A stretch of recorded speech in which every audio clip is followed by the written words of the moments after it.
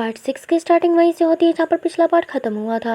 यानी कि हिनवू को बोल रही थी कि तुम्हें ड्रामा करने की कोई ज़रूरत नहीं है, पहले जैसा प्रिटेंड कर रहे थे बिल्कुल वैसा ही करो। ये बात बोलकर वो वहाँ से चली जाती है अपने रूम में। फिर हिनवू को तो काफ़ी ज़्यादा बुरा लगता है, जिसके बाद वो यांग के साथ ड्रिंक करने के लिए चला जाता है। हिनवू यांग को बोलता है कि हमारे बीच अब कुछ भी नहीं हो सकता। इन 3 सालों के अंदर ये बिल्कुल स्ट्रेंजर्स की तरह रहे हैं, तो फिर अचानक से सब कुछ कैसे ठीक हो जाएगा। जिसके बाद यांग उसको बोलता है, क्या तुझे उससे प्यार नहीं था?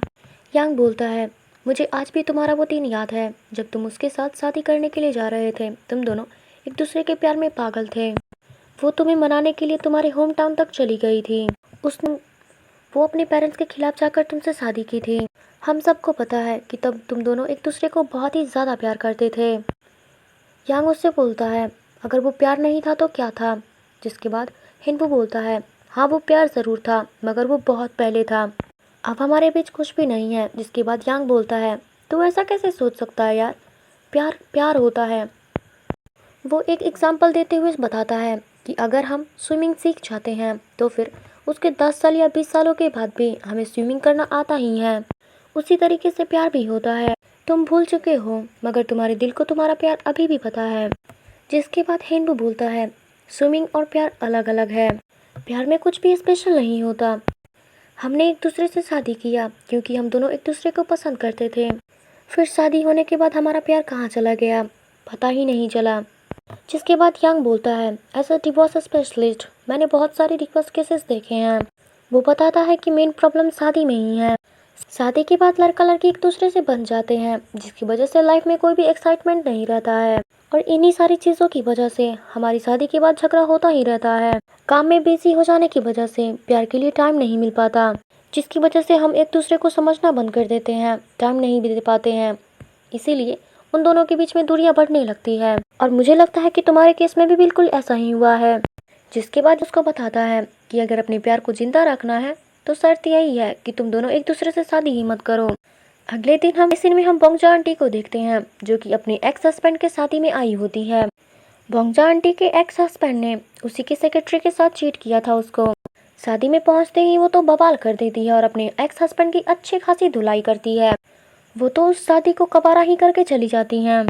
वो सारे लोग तो पुलिस ही बुला लेते हैं, मगर तभी वहाँ पर हिनवू आ जाता है और उन सारे लोगों को कुछ पैसे देता है और बात सेटल कर लेता है। फिर वो बोंगजा आंटी से बात करना स्टार्ट कर देता है, उनको समझाता है। फिर हिनवू हेटी को ये सारी हरकतें बंद करने के लिए कहता है।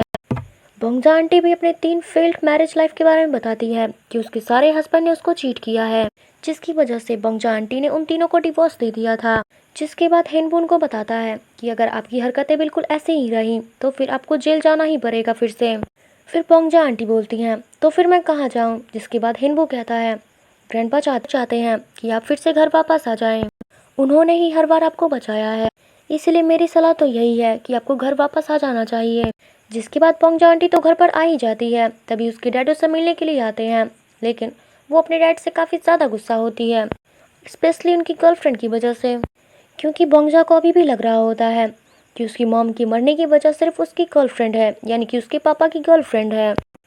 पर बोंगजा आंटी को उसके फादर समझाते भी हैं कि देखो, सियोली को हमारी फैमिली से कुछ भी नहीं चाहिए। उसने तो पहले ही सबको बता दिया था कि मैं सिर्फ इस फैमिली में रहूंगी आपके साथ, मुझे आपकी प्रॉपर्टी में से कुछ भी नहीं चाहिए। क्योंकि उसको पैसे और प्रॉपर्टीज में कोई भी इंटरेस्ट नहीं है, वो बस मेरी एक कंपेनियन है। मगर बोंगजा तो उनकी बात ही नहीं मानती है, जिसकी वजह से उसके फादर अपने रूम में चले आते हैं और वो सियोली के साथ स्टार्ट कर देते हैं। सियोली पहले तो नाटक करती है कि उसको गेम खेलना बिल्कुल भी नहीं आता, मगर आखिरी में तो वो ग्रैंडपा को हरा ही देती है और वो उन्हें हराने के लिए एक फेवर मांगती हैं। जिसके बाद ग्रैंडपा कहते हैं कि बताओ तुम्हें क्या चाहिए। जिसके बाद सियोली तो मुझे फिलहाल तो उस चीज़ की कोई ज़रूरत नहीं है, मगर मुझे जब ज़रूरत होगा तो मैं आपसे मांग लूँगी। यहाँ हमें सियोली के बारे में पता चलता है कि सियोली जैसी दिखती है वैसी बिल्कुल भी नहीं है, वो एकदम भोली वाली बिल्कुल भी नहीं है। उसके स्वभाव को देखकर तो ऐसा ही लगता है कि वो कुछ बड़ा करने वाली है। उसके इरादे कुछ ठीक नहीं लग रहे थे। दूसरी तरफ हमें हेन के मॉम डैड को दिखाया जाता है, जो कि गार्डन में टहल रहे होते हैं और टूटते तारे को देख रहे होते हैं। जिसके बाद तो उसकी मॉम काफ़ी ज़्यादा खुश होती है। तभी उसके डैड उसको बोलते हैं, डैड उसकी मॉम को बोलते हैं कि तुम्हें याद है ना, जब हेन तुम्हारे पेट में थी तो फिर तुम्हें एक सपना आया था टूटता तारा का और तुमने ज़्यादा खुश हुई थी। और तुम्हें उस तारे को देख करके लगा था कि तुम्हें बेटी ही होगी। मुझे आज भी याद है वो दिन, तुम बहुत ही ज़्यादा खुश लग रही थी। हेन का नाम सुनते ही उसकी मॉम के चेहरे से तो पूरी रंगत ही गायब हो जाती है। हेन की मॉम कहती है, तुम जैसा बोल रहे हो मुझे वैसा कुछ भी याद नहीं है। फिर उसकी, ये क्या बात कर रही हो? वो बार बार हेन के बारे में बात कर ही रहे होते हैं। तभी उसकी मॉम काफ़ी ज़्यादा इरिटेट हो जाती है और वहाँ से जाने लगती है। हेन के डैड उसको बोलते हैं कि हेन के लिए इतना भी ज़्यादा कठोर मत बना करो। हेन के डैड उससे बोलते हैं, भूल जाओ, कब तक तुम उस पास्ट को ढोती रहोगी? तुम्हें अपने पूरे पास्ट को भुला करके आगे बढ़ना चाहिए, ना कि उसको ढो कर लेके चलना चाहिए। जिसके बाद हेन की मॉम कहती हैं, तुमने पहले भी यही सब कहा था, क्योंकि तुम्हारे डैड को कोई भी प्रॉब्लम नहीं चाहिए था, इसीलिए तुमने कुछ भी नहीं कहा। मगर तुम भूल, पर मैं उसको कभी नहीं भूल सकती। आज तक एक भी ऐसा दिन नहीं गुजरा हो जब मैंने स्वान को याद ना किया हो। तुम सबके लिए भले ही वो दिन पास्ट का हो, पर मैं उस दिन को हर दिन जीती हूँ। मुझे उस टाइम कितना ज़्यादा दर्द हुआ था, वो फीलिंग मेरे साथ आज भी है। इसीलिए उसकी मौत में जिसकी गलती थी, मैं उसे कभी माफ़ नहीं कर सकती। मैं वो दिन कभी नहीं भूल सकती, इसीलिए तुम मुझसे बिल्कुल भी एक्सेप्ट ना, दिन को कभी नहीं भूल सकती हूँ। इसीलिए तुम मुझसे एक्सपेक्ट करना छोड़ दो कि मैं सबको एक जैसा ही ट्रीट करूँगी। ये बोलने के बाद हेन की मॉम वहाँ से जाने लगती है, मगर हमें थोड़ी देर के बाद ही पता चलता है कि हेन छुप करके उनकी मॉम, हेन इसको सुनने के बाद तो काफ़ी ज़्यादा इमोशनल हो जाती है। शायद स्वान की मौत के पीछे हेन भी इन्वॉल्व, इसलिए शायद हेन की मॉम उससे काफ़ी ज़्यादा नाराज़ थी। अब स्वान कौन था और उसकी मौत के ही एपिसोड में पता चलेगा। हेन तो काफ़ी ज़्यादा इमोशनल हो चुकी थी और सैड हो चुकी थी, इसलिए वो घर के बाहर चली जाती है। वहीं दूसरी तरफ हम हेनवू को देखते हैं, जो कि अपने रूम में बैठ करके अपना कुछ काम कर रहा था। काफ़ी रात हो चुकी थी, मगर हेनवू को उसकी चिंता काफ़ी ज़्यादा हो रही थी। फिर उसको याद आने लगता है जब उसने पूछा था कि डॉक्टर पास कितना टाइम है, जिसके बाद डॉक्टर ने उसको बताया था कि हेन के बचने के चांसेस बहुत ही ज़्यादा कम है, बट कोई मिरेकल भी तो हो सकता है। इससे पहले भी मैंने बहुत सारे हैं जिसमें बचने के चांसेस तो काफ़ी कम होते हैं, वो लोग तक ठीक हो जाते हैं। ये सुनने के बाद तो हेनवू काफ़ी ज़्यादा हैरान होता है, क्योंकि उसके चेहरे पर ये खुशी वाली हैरानी तो नहीं थी। जिसके बाद वो तो डॉक्टर से पूछता है कि मिरेकल कितने टाइम के बाद होता है, यानी कि कितने महीने या फिर कितने सालों के बाद होता है। फिर डॉक्टर उसको बोलते हैं कि देखो, मैं एग्जैक्टली टाइम तो नहीं बता सकता हूँ, मगर ऐसा हो भी सकता है, इसीलिए तुम हमेशा पॉजिटिव ही रहना और हेन को भी पॉजिटिव रखने की कोशिश करना। कमिंग बैक टू प्रेजेंट, हेनवू हेन के ब्रेन ट्यूमर के बारे में काफ़ी ज़्यादा रिसर्च कर रहा होता है। उसे विदेशों में, उससे अब्रॉड के बहुत सारे पेशेंट्स के बारे में पता चलता है। उन लोगों को भी ऐसे ही बीमारी थी, मगर वो लोग ठीक हो चुके थे। जिसके थोड़े ही देर के बाद उसको एक पेशेंट के बारे में पता चलता है जिसको ब्रेन ट्यूमर इसी की तरह था, जिसने अपने इंटरव्यू के दौरान बताया होता है कि उसके पास सिर्फ 3 साल था, मगर आज वो 30 साल के बाद भी जिंदा है, यानी कि उसकी भी ट्रीटमेंट हो गई थी। ये देखने के बाद तो हेनवू काफ़ी ज़्यादा हैरान होता है। वो काफ़ी घंटों तक इस सारी चीज़ों के बारे में रिसर्च कर रहा होता है, जिसके बाद उसे बहुत सारे पेशेंट्स के बारे में पता चलता है जिसके साथ ये काफ़ी मिरेकल हो चुका है और वो लोग इससे बच चुके थे। और ऐसा ही एक डॉक्टर का भी सब इसी तरीके से ब्रेन ट्यूमर था, मगर वो जब सो के उठता है तो उसका ब्रेन ट्यूमर तो काफ़ी गायब हुई हो चुका था, जो पढ़ने के बाद हिंदू तो काफ़ी ज़्यादा शॉक होता है। दूसरी तरफ वो पूरी रात आर्टिकल और काफ़ी सारे आर्टिकल्स को पढ़ता है। उसके कुछ टाइम के बाद हेन घर पर लौटती है। वो अपने रूम में जाने लगती है, मगर तभी उसको हेनवू का ख्याल आता है। वो सोचती है कि हेनवू को जो उसने लास्ट टाइम कहा था, शायद उसको ऐसा नहीं बोलना चाहिए था, इसीलिए वो हेनवू को देखने के लिए उसके रूम में जाती है। वो हेनवू के पास आती है, फिर तो हेनवू तो चेयर पर ही सो चुका था। जब वो अंदर आती है तो हेनवू को देखती है जो कि टेबल पर ही सो चुका था। वो उसको उठाने के लिए आती है ताकि वो बेड पर जाकर सो सके, मगर उठाने से पहले ही वो उसके लैपटॉप में देखती है। हेन उसको देखती है तो उसको पता चलता है कि उसने उस ब्रेन ट्यूमर के बारे में काफ़ी रिसर्च की है।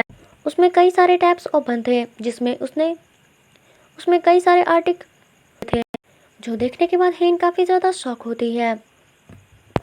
और इसे पढ़ने के बाद वो हेनवू की तरफ देखती है और सोचती है, वो सोच रही थी कि इतना कुछ होने के बाद भी हेनवू उसकी फिक्र करता है। इसके बाद तो हेनवू की भी नींद खुल जाती है, जिसके बाद वो उससे पूछता है कि तुम अचानक यहाँ पर क्या कर रही हो। फिर हेन बोलती है, तुम इस तरीके से यहीं पर क्यों सो गए थे, जाकर अपनी बेड पर सो जाओ। जिसके बाद हेनवू कहता है कि तुम भी जाकर के सो जाओ। फिर हेन उसको गुड नाइट बोलकर वहाँ से चली जाती है।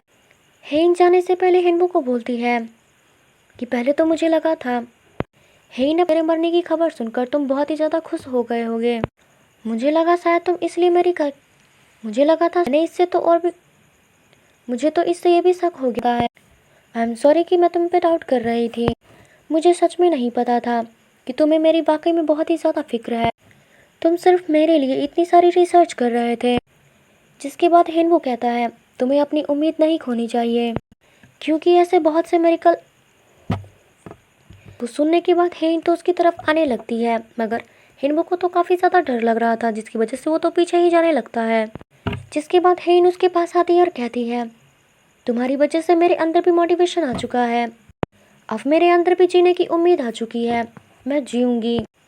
तुम्हें पता है मैं अब तक बाहर से टफ दिखने की कोशिश कर रही थी। रियलिटी में जब मुझे अपनी बीमारी के बारे में पता चला था तो मैं भी काफ़ी ज़्यादा डर गई थी।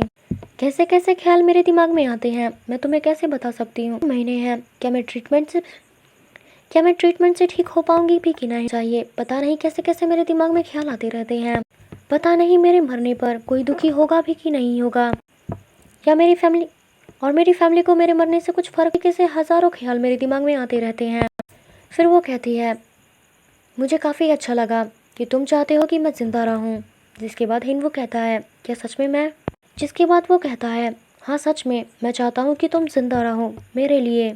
हेन कहती है तुम्हें पता है मेरे लिए फिर हेन कहती है तुम्हें मैंने भी इस पे बहुत सारी रिसर्च की है और मैंने भी इस पे कई सारी रिसर्च, यहाँ तक कि इसके लिए दवाइयाँ भी डेवलप कर रहे हैं। मैं उन्हें रिसर्च के लिए फाइनेंशियली काफ़ी मदद, और मुझे उन सब पर पूरा भरोसा है। जिसके बाद तो हेन वो शॉकिंगली कहता है क्या सच में ऐसा हो सकता है। जिसके बाद हेन कहती है क्या तुम ये सुनने के। जिसके बाद हेन वो कहता है हाँ मुझे बहुत खुशी हो रही है। फिर वो हेनवो के थोड़े पास आकर बोलती है कि तुम फिक्र मत करो, मैं इतनी आसानी से मरने वाली नहीं हूँ। मैं तुम्हारी खातिर जीना चाहती हूँ। हेनवो तो उसके सर हाथ हेनवो तो उसकी चली जाती है। दूसरी तरफ हमें